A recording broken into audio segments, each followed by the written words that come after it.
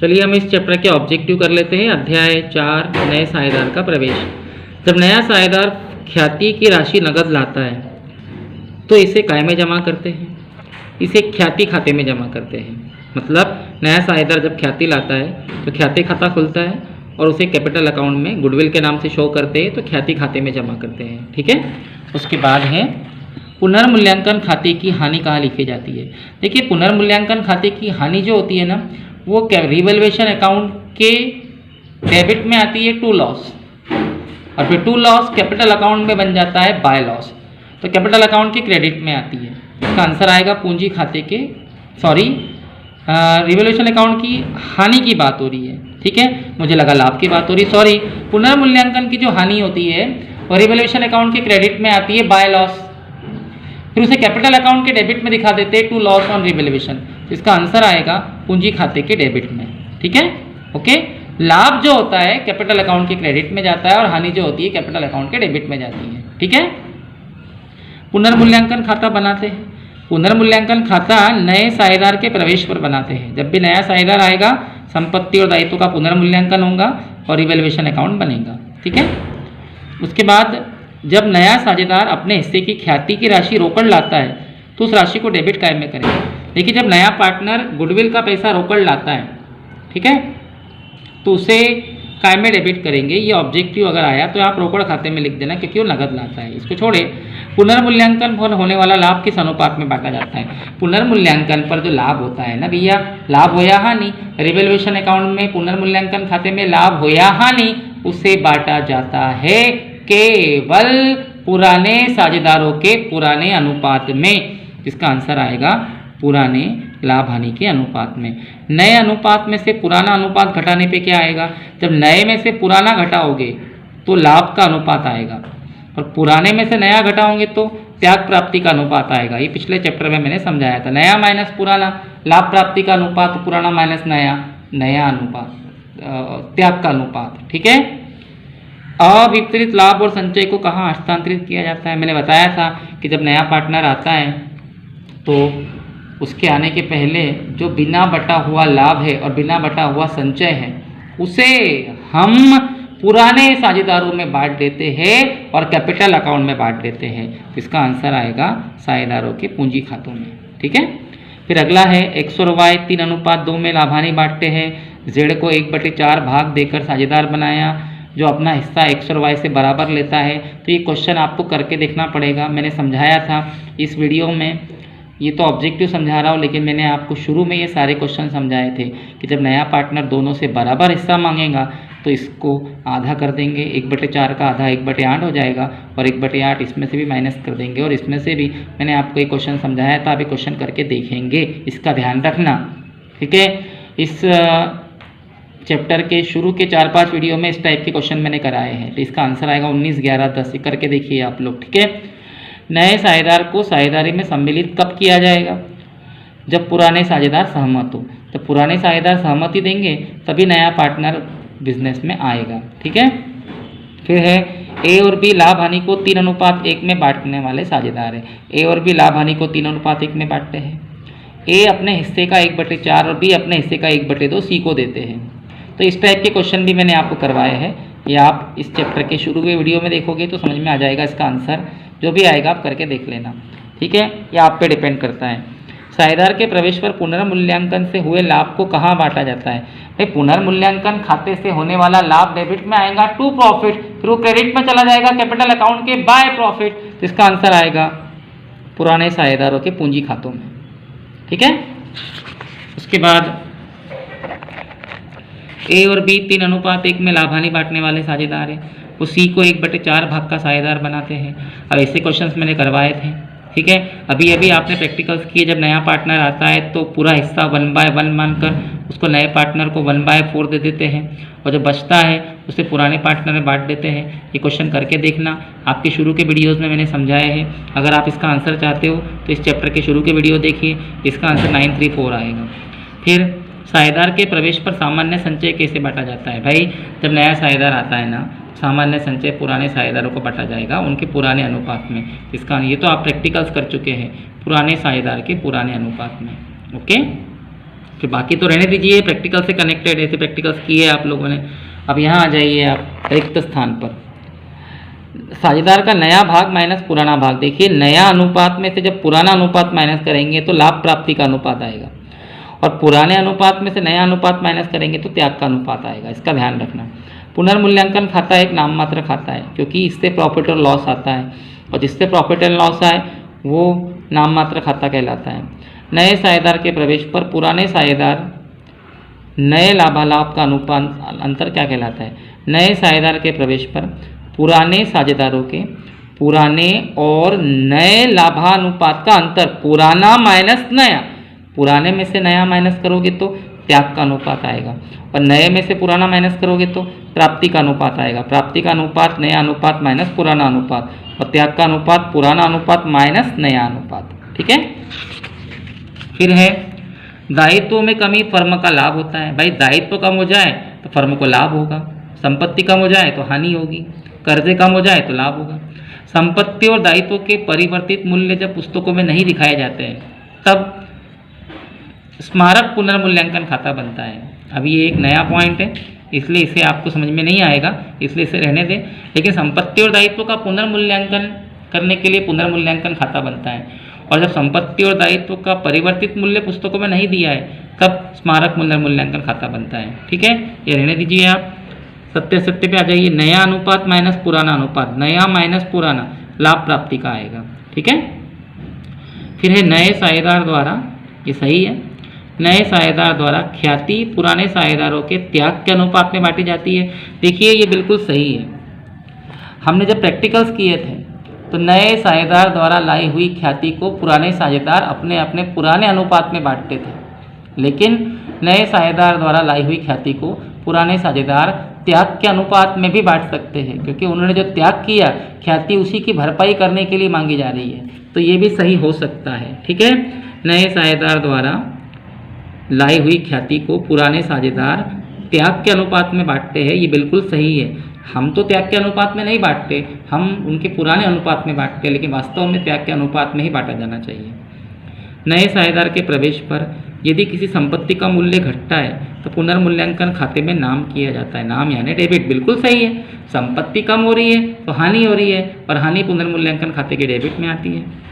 पुनर्मूल्यांकन खाता संपत्ति के विक्रय पर बनता है, गलत है। इस चैप्टर में संपत्ति थोड़ी बेची जा रही, इस चैप्टर में तो संपत्ति और दायित्व का पुनर्मूल्यांकन हो रहा, तो पुनर्मूल्यांकन खाता संपत्ति के विक्रय पर नहीं बनेगा, संपत्ति के पुनर्मूल्यांकन बनेगा। ठीक है, ये गलत है। साझेदारों के सहमत होने पर ख्याति का मूल्यांकन किया जाता है, ये गलत है। साझेदारों के सहमत होने से ख्याति का कोई मतलब नहीं है।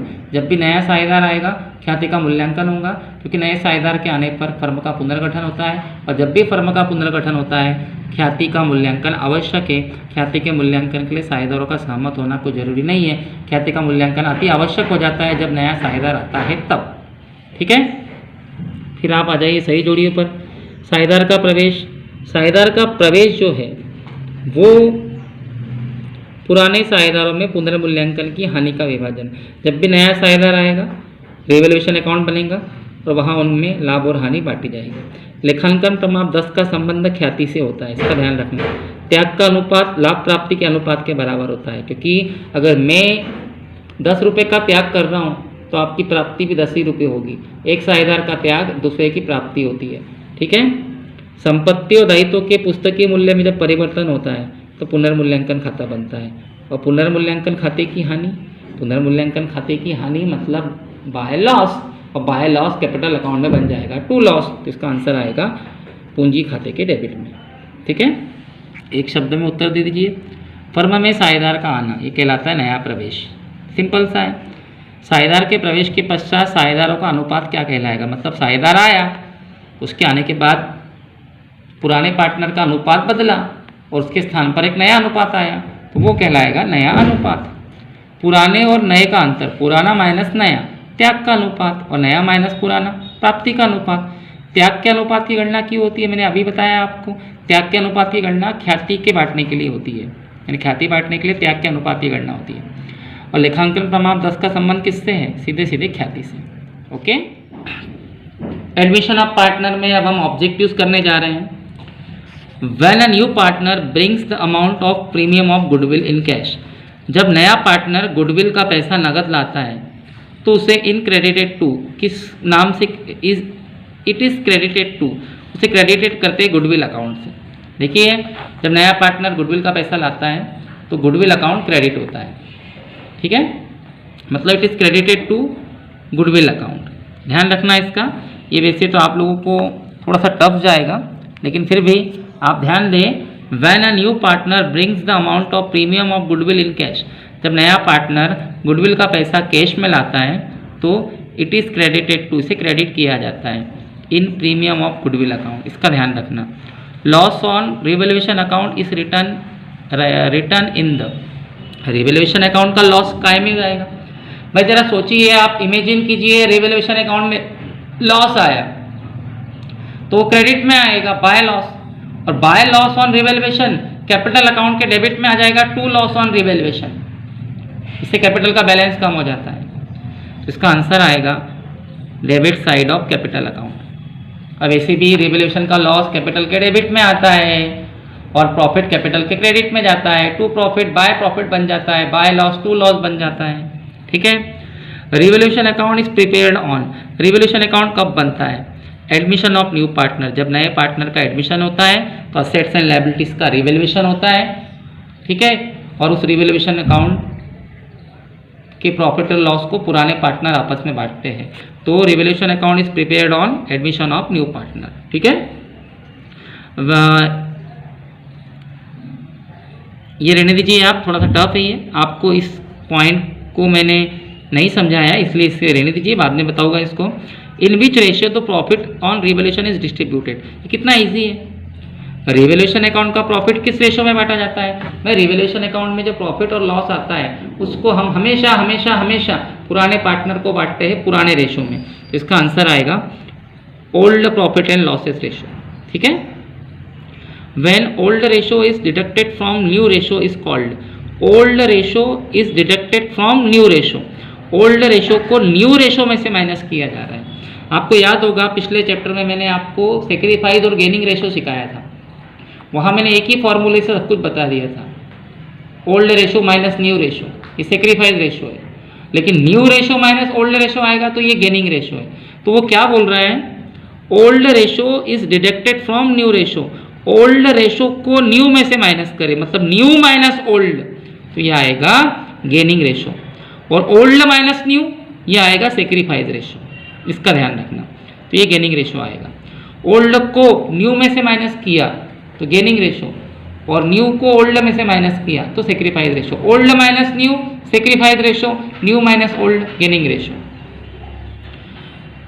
Undistributed losses and reserve are transfer to, भैया मैंने आपको कितने अच्छे से समझाया था बेटा कि जब बैलेंस शीट बनती है, सॉरी बैलेंस शीट में अगर अनडिवाइडेड प्रॉफिट या अनडिवाइडेड रिजर्व दिया है तो उसे किस में बांटेंगे, उसे हम पार्टनर के कैपिटल अकाउंट में बांटेंगे। किस पार्टनर के कैपिटल अकाउंट में, जो पुराने पार्टनर है। इसका आंसर आएगा capital accounts of old partners, ठीक है। एक्स और Y are partner sharing profit in the ratio 3:2, X और वाई दो पार्टनर है 3:2 में प्रॉफिट बांटते हैं। Z was admitted with 1/4 share, Z नया पार्टनर आता है which is acquire equally from X and Y. अब आपको याद होगा ऐसे क्वेश्चंस मैंने आपको करवाए हैं, आप लोग ये क्वेश्चंस को ध्यान से देखें। इसमें नया पार्टनर आ रहा है 1/4 शेयर मांग रहा है और एक्स और वाई से इक्वल मांग रहा है, तो इस चैप्टर के शुरू के वीडियोज़ में मैंने ये क्वेश्चंस आपको करवाए हैं, तो आप उस वीडियो को देखकर ये क्वेश्चन सॉल्व कर सकते हो। इसका जो आंसर आएगा, ठीक है, वो आप लोग निकालने की कोशिश करना। वैसे कैसे करेंगे इसे हम लोग, इसे हम कैसे करेंगे, इसे करने के लिए हम क्या करेंगे, नया पार्टनर 1/4 मांग रहा है, इन दोनों से इक्वल तो इसका हाफ करेंगे 1/8 आएगा, और 1/8 इसमें से भी माइनस करेंगे और इसमें से भी। इस चैप्टर के शुरू की वीडियो में आप इसे देख सकते हो, ठीक है।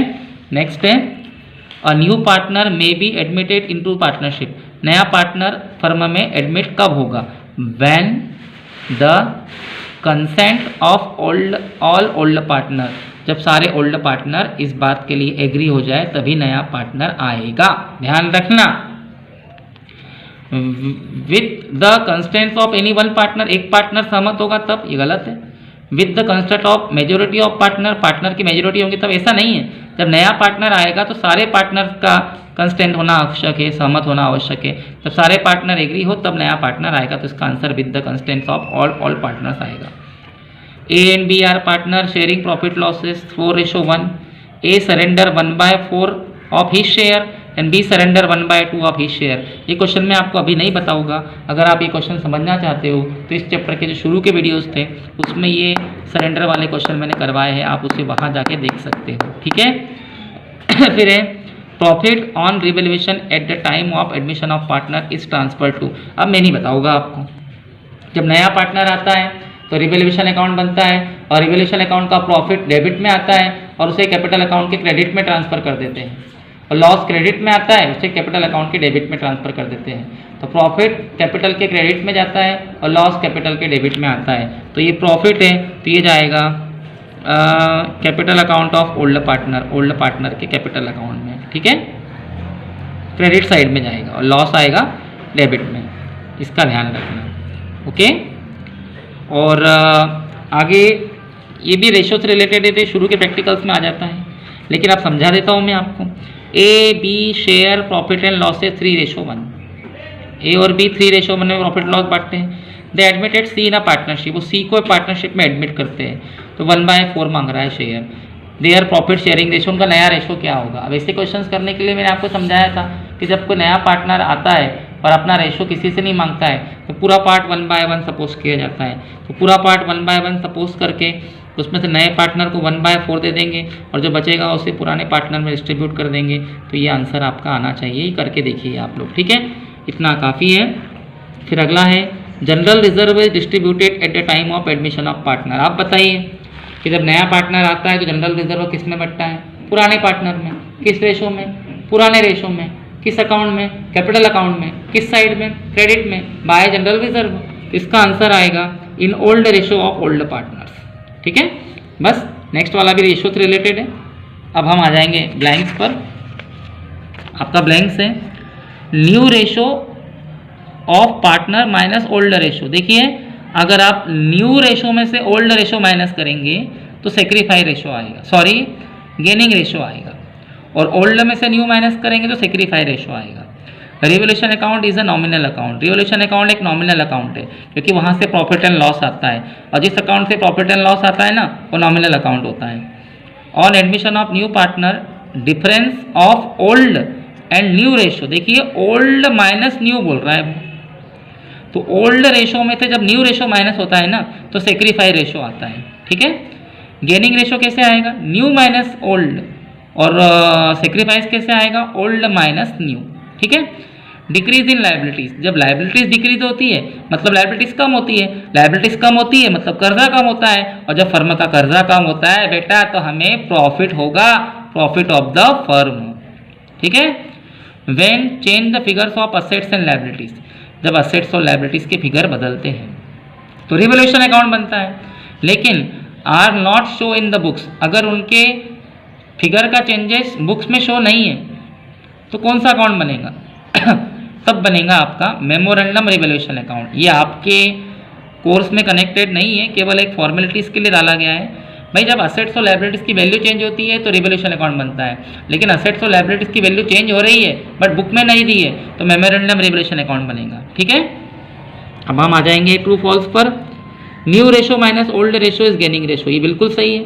न्यू में से ओल्ड माइनस करेंगे तो गेनिंग रेशो आएगा, और ओल्ड में से न्यू माइनस करेंगे तो सेक्रीफाइस रेशो आएगा, ये राइट है, ठीक है।